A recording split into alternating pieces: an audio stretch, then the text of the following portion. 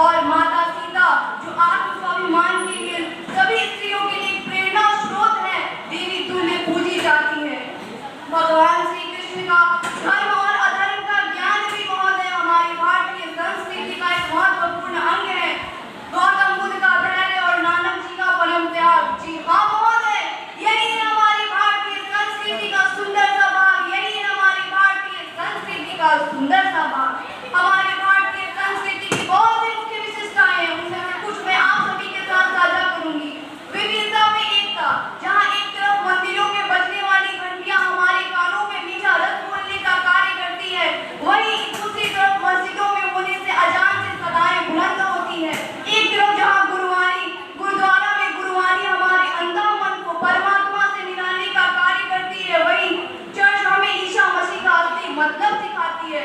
जी हाँ महोदय, हमारी भारतीय संस्कृति में बहुत अनेकों गुण हैं। हमारी भारतीय संस्कृति वेद पुराण उपनिषद जैसे धार्मिक ग्रंथों पर आधारित है, जो हमें एकता, नैतिकता और आध्यात्मिक मार्गदर्शन का स्रोत बताते हैं। जी हाँ महोदय, एक महत्वपूर्ण बात तो मैं बताना ही भूल गई।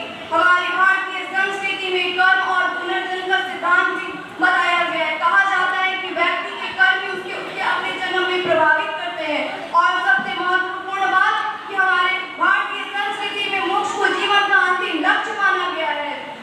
भारतीय सनातन संस्कृति हमारी भारतीय सांस्कृतिक विरासत का एक महत्वपूर्ण हिस्सा है, जो हमारे देश की पहचान और गौरव का प्रतीक है।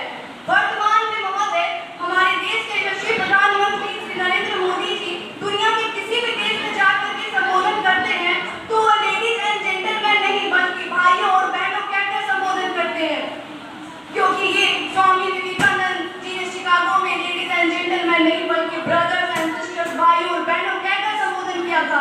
तो ये है हमारे